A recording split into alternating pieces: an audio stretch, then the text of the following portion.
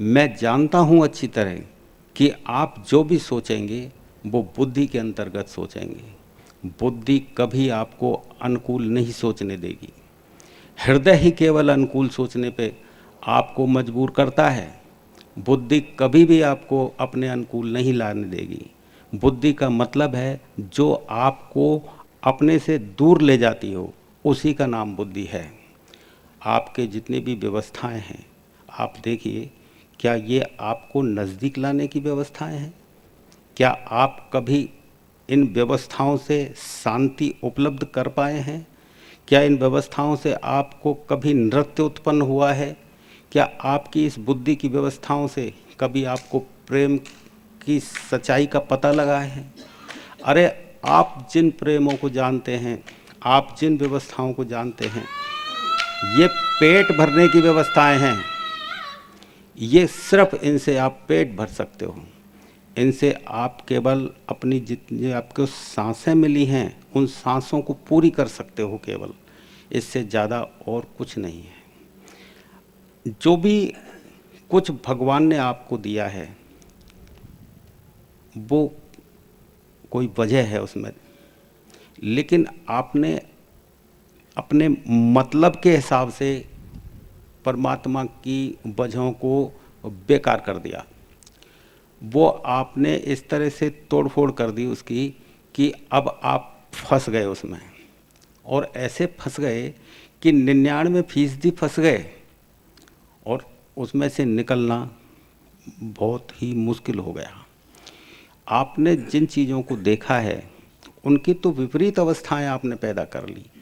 काम है, क्रोध है, लोभ है, मोह है, जो भी कुछ आपके संपर्क में आया है, वो परमात्मा ने कुछ सोच समझ के आपको दी हैं कि आप इन व्यवस्थाओं को इन पे चल के बना लें। लेकिन आप तो इनमें ही उलझ गए। आपके समझ में नहीं आता कि काम क्या है, क्रोध क्या है, लोभ क्या है, मोह क्या है, और सारी पुस्तकों में पता नहीं क्या क्या लिख दिया इन लोगों ने, और सारे लोगों को उलझा दिया। और इस तरह से उलझ गए, जब मैं इनसे बात करता हूँ तो मुझे इनको निकालने में बड़ी परेशानी होती है।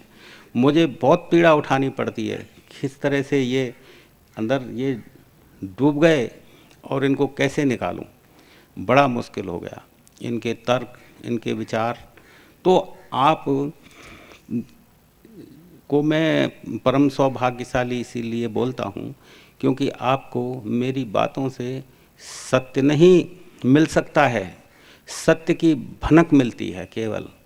और एक बार जब भनक मिल जाए ना, तो बेटा याद रखना कि भनक यदि सत्य की पड़ जाए तो चल पड़ना, फिर कोई विचार मत करना। फिर ये विचार बाद में करते रहना, ये बाद में होते रहेंगे विचार। ये सारी सोच समझ बाद में कर लेना। आपकी सोच समझ से कोई पार पड़ी नहीं है अब तक, और आगे भी पड़ने वाली नहीं है। ये पक्का जान लेना, जब तक ये शरीर चल रहा है तब तक के आपकी अकड़ है और चाल में ठमक है। जिस दिन भी थोड़ा सा मामला टेढ़ा हो गया, ये मेरी बातें याद रह जानी है आपको। आपको केवल मेरी बातें याद रहती हैं। जब आप दुख में पड़ते हैं, जब आप पीड़ाओं में पड़ते हैं, तो केवल और कोई बात नहीं आएगी। बस जब दुख में होते हैं तब एक ही बात आएगी कि गुरुजी ने कभी ऐसी बातें कही थी कि हम चक्कर में पड़ गए, अब हम कैसे निकलें। उन्होंने तो बड़ा समझाया, उन्होंने तो बहुत कोशिश की समझाने की, इतना प्रेम किया, इतना समझाया कि हम अपनी अकड़ में, और हमने बहानेबाजी टटोल ली और हम दूर चले गए। आप फंस गए और आगे अब आप निकल ही नहीं सकते आपकी कोशिशों से। ये मैं आपको कह रहा हूँ, आपकी कोशिश लाख कर ली ना आपने तो भी नहीं निकल पाएंगे, क्योंकि महात्माओं के पास ही शक्ति होती है निकालने की, वो ही पकड़ के निकाल सकते हैं। आप अपनी कोशिश से नहीं निकल पाएंगे। तो आप जो है, और कुछ नहीं तो मेरे सामने तो आप इस तरह बैठ जाया करो जैसे एक बच्चा होता है। तो बच्चे को जैसे समझाएं तो सीधे सीधे बात दिमाग में चली जाती है, उसका विपरीत नहीं सोचता बच्चा। छोटा बच्चा सीधे समझता है, जो कहते माँ बाप उसको समझते हैं, भाई ठीक है, क्या गलत है क्या सही है, ये बुद्धि नहीं लगानी। तो सीधे सीधे आप जो कुछ कहा जाए तो इसको अंदर जाने दो, बस ये शब्द, ये बातें, ये ऊर्जा जब अंदर जाएगी, ये अपना काम खुद कर लेगी। आपको करने की कोई ज़रूरत ही नहीं है। आप परेशानी में पड़ो ही मत। क्यों बिना बात थकाते हो अपने आप को? कुछ होना ही नहीं है आपसे। बिल्कुल पक्का जान लेना, आपसे कुछ नहीं होगा बेटा। आप अपने को सीधा छोड़ दो बस, तो ये जो जाएगी ना ऊर्जा अंदर, वो अपना तमाशा खुद कर देगी। उसको तो तुम्हारी ज़रूरत ही नहीं है, क्योंकि तुम्हारी वजह से तो सारी परेशानी आ रही है। तुमको हटाओ बीच में से। ये बीच में जो तुम खड़े हो ना, तुम का मतलब तुम्हारा अहंकार, तुम्हारी नॉलेज, तुम्हारी अकल, तुम्हारी बुद्धि, ये हो तुम। तुम्हारा मतलब ये शरीर नहीं है, तुम्हारा मतलब है तुम्हारी जानकारियाँ, तुम्हारी बुद्धि, तुम्हारी अकड़, तुम्हारी अहंकार, ये हो तुम। इस तुम को हटा दो बीच में से। जैसे ही तुम इसको हटाते हो अपने आप को, तो फिर डायरेक्ट वो कनेक्शन है ना महात्माओं का होता है तुमसे, और वही लिखावट साम होती है जो होनी चाहिए। वो ऊर्जा अपने आप काम करेगी।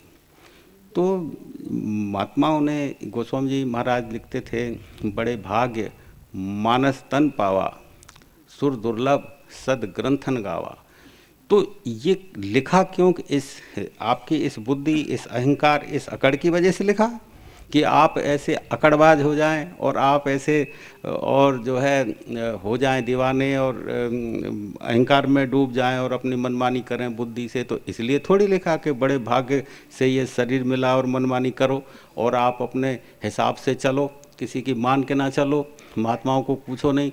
तो वो इसलिए थोड़ी लिखा। तो गोस्वामी महाराज कहते थे कि बड़े भाग्य मानस तन पावा। अरे तुम बड़े भाग्यशाली आदमी हो। पूर्व जन्मों में तुमने जरूर कोई ऐसा शुभ कर्म किया है और उसी शुभ कर्म के बदले तुमको ये मनुष्य की योनि मिली। नहीं, शुभ कर्म होता नहीं, जरूर तुम किसी महात्मा के पास गए हो। शुभ कर्म वैसे तो हो ही नहीं सकता, शुभ कर्म तुमसे नहीं होगा, वो तो जरूर किसी महात्मा के पास में, कभी किसी कबीर, कभी किसी रैदास, कभी राम और कृष्ण, कितने ही हजारों हजारों लाखों लाखों महात्माएं इस पृथ्वी पर आए हैं, तो उनके पास से तो गुजरे ही होगे। यदि तुम अकड़ में बैठे नहीं होगे उनके पास में, तो पास से तो गुजरे होगे। जरूर उनकी आबो हवा तुम्हें छू के गई होगी, और वही आबो हवा से कोई पुण्य बन गया होगा आपका, तो जब मनुष्य शरीर मिल गया। नहीं तो ये मनुष्य शरीर मिलने वाला नहीं। तो गोस्वामी महाराज कहते हैं कि बड़े भाग्य और मानस तन पावा, कि कृपा है उन महात्माओं की कि उनकी ऊर्जा आपसे टकरा गई और आपको मनुष्य शरीर मिल गया, और इस मनुष्य शरीर में आप उलझ गए उल्टे सीधे कामों में और अपने आप से दूर चले गए। अपने आप से दूर जाने की वजह से और आप अपनी अहमियत को भूल गए हैं। वो अहमियत जो आपके अंदर है, वो सच्चाई, वो सत्य जो आपके अंदर है, उससे दूर चले गए और उसे जान नहीं पाए।